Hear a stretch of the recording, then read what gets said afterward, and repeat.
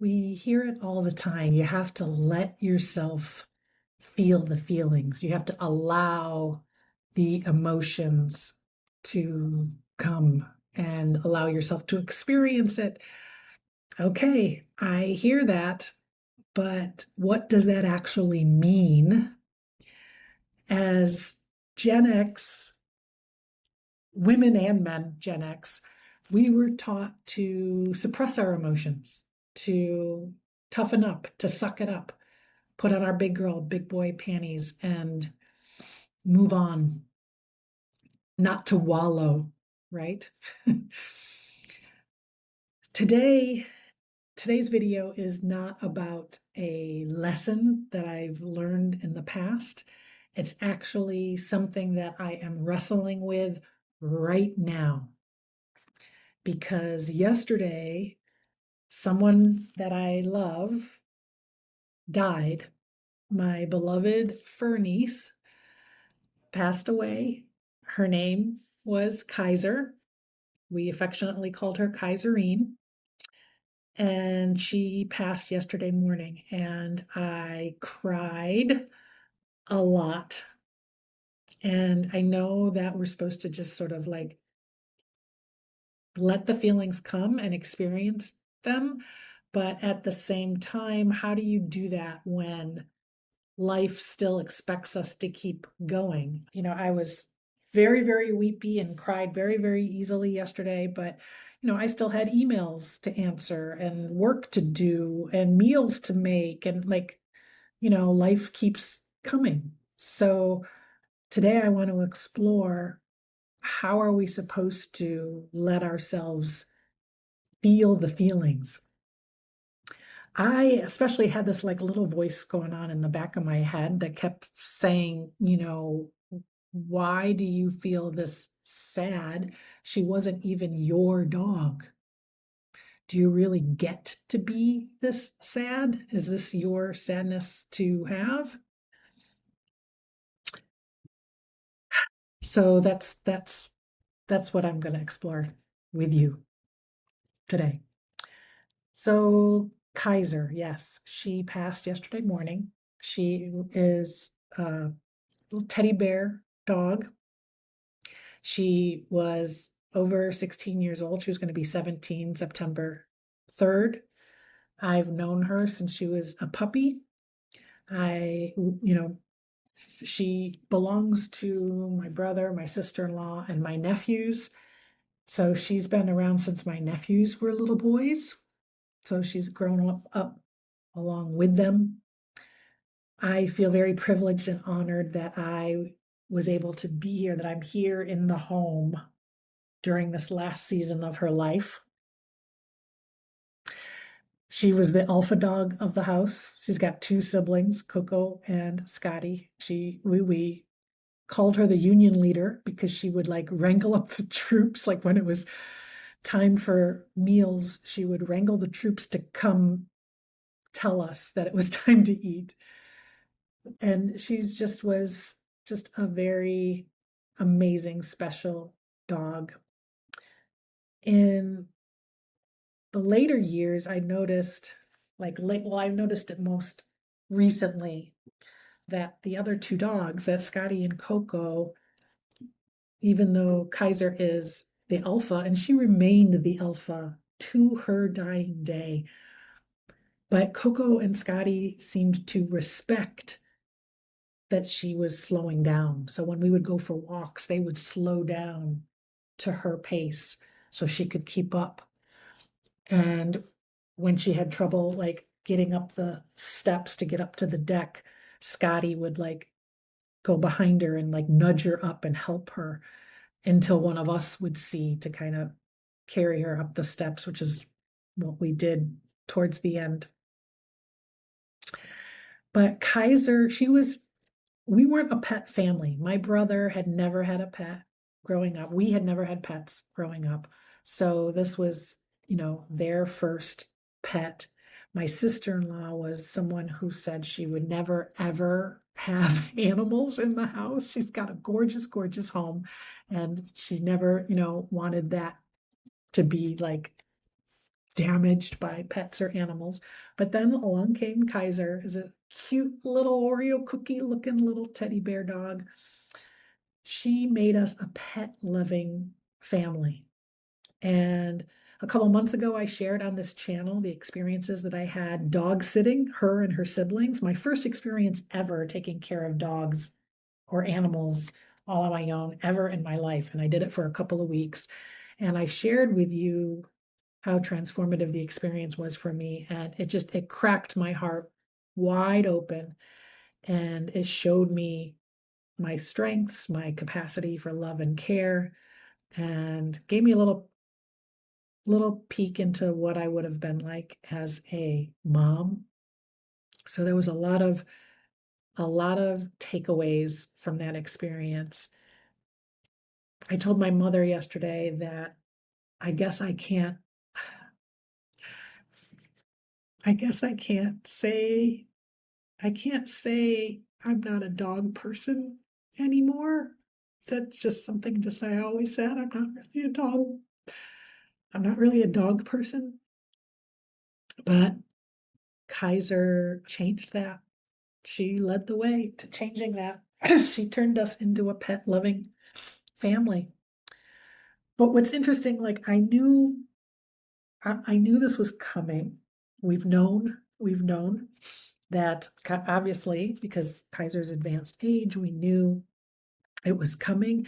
What I didn't know is I'm surprised by how sad it's made me and how much I feel the grief. I feel the grief at the loss of her, but I feel the grief on behalf of my family, my sister-in-law, my brother, my nephews who have lost their beloved pet. I just feel that. And sometimes I feel like whenever I'm exposed to loss, that old grief and old losses sort of get like it bubbles up again and it taps into those old feelings. So I think there's some of that, of course. And while I'm feeling all this, I'm also judging my feelings. I'm judging, you know, what how it was she wasn't my dog. So, I don't really have the right to be feeling this sad or to grieve in this way, which of course leads me to the thought of like, why do we think we have to earn our feelings? I just have it. It's just there for whatever reason. I mean, it's just there. And so I know when tough times happen, when things happen, when loss happens, the last several years, I've really been working on feeling your feelings because, as I mentioned, Gen X, we were conditioned not to. Most of our feelings were sort of like punished out of us as children, right? And even like sadness, at like whatever our feelings were, especially if it was a quote unquote negative feeling or supposedly revealed some sort of like weakness. It was viewed as a weakness. A lot of feelings were viewed as a weakness. And so I've been working on deprogramming that and deconditioning, unconditioning, whatever it is, uh, to learn how to feel my feelings. But this week, yesterday, I had like, what does that mean? What does that mean to feel just okay? So a feeling comes to you, a sadness or a grief or loss, whatever it is, whether it's anger, whatever depression, whatever feeling it is. What does it mean to just like feel it and let yourself feel it? Does that mean like you cry all day? You allow yourself to cry? Do you cancel everything that all your obligations? Do you like clear everything out? I mean, life keeps going. And we've got work to do. We got to get up. We got to take a shower, brush our teeth, get our work done. We have responsibilities to ourselves, to work, to other people. how do you grieve when you've got an ordinary day ahead of you with obligations and responsibilities? I mean, yesterday I had like a really low key day. I did clear my calendar a little bit just because I was really, really weepy. I would cry at the drop of a hat. So, I stayed home. I did a little bit of work, work that didn't require extensive conversation and stuff. So I stayed at home. The entire family was home. We were under the same roof, but everybody was sort of handling the day in their own way. And in most cases, we had obligations that needed to be met. We still had a to-do list of things that needed to be done. So everybody sort of went about their day differently. We did like reminisce a bit about Kaiser and talked about some of the funny things that she did and her role in the family. And, and that was our day. And like, maybe that is what it means to just feel your feelings, just like not putting pressure to have an ordinary day, not putting pressure to check off all the boxes, and to just give space for whatever's coming up.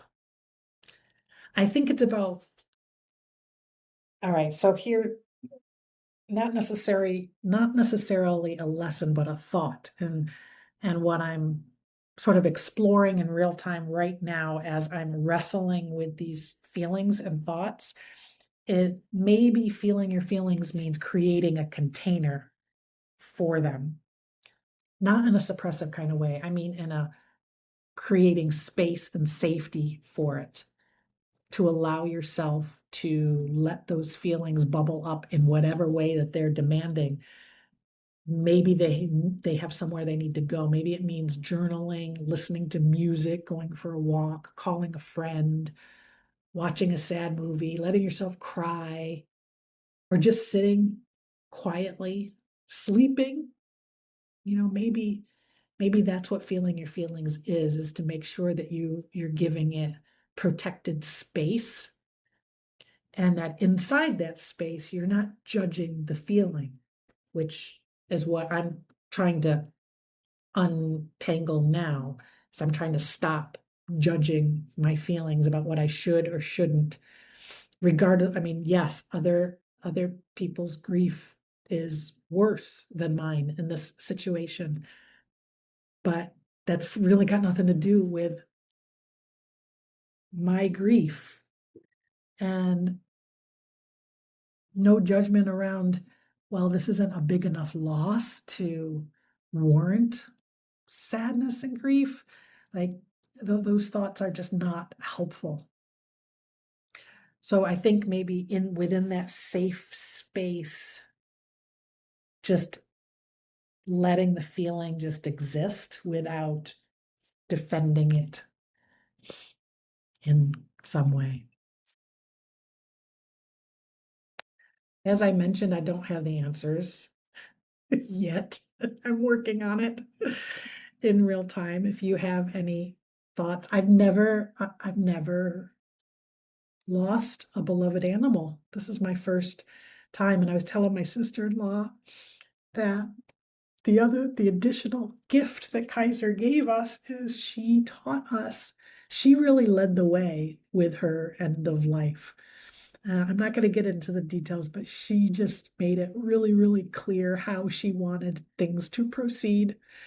And I was telling my sister-in-law that she was teaching us how to best honor a beloved animal at the end of their life, like, and how what that can look like and how to do it.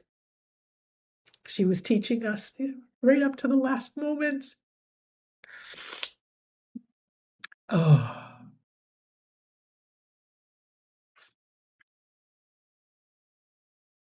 all right. So us Gen Xers, I mean, I think a lot of us are dealing with this stuff now. And I think a lot of us are feeling our feelings in big ways sometime, for some of us, for the first time ever. And it's a lot. And one of the biggest lessons right now is like just giving them room and knowing that it can be an and. You can have grief and joy at the same time. You can live your life and feel sorrow at the same time. You can do things, do your work, you can answer emails, whatever you need to do, and still allow space for your grief and your sadness. There's no such thing as doing grief wrong. We each do it in our own way. Ah, coming back to dear Kaiser, yes, she was not my dog, but she mattered to me. I watched my nephews grow up alongside her.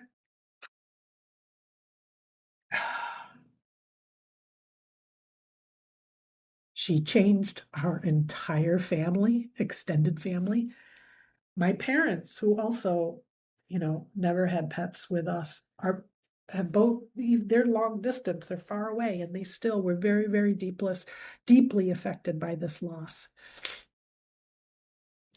She opened my heart. She really did. I get to miss her. I get to grieve her. I don't have to earn that right. And love doesn't really care who belongs to whom. That's what I'm embracing right now. So as I wrap up this video, there's no I don't have any neat little lesson or call to action or question to ask you to engage in the comment other than I would. Okay, never mind. I would love to hear your stories and any thoughts around how you're managing grief and loss. And maybe it's something that we all work on together. Like, what does feeling your feelings mean? What does that look like? I've been pondering it in this video. What are your thoughts? Is it something that you've thought about, and do you have any opinions? And I would just like to wrap this up by, yes, my name is Amy Palmer. I am your Gen X big sister. I would like to thank Kaiser for turning me into a dog person. I never saw that coming.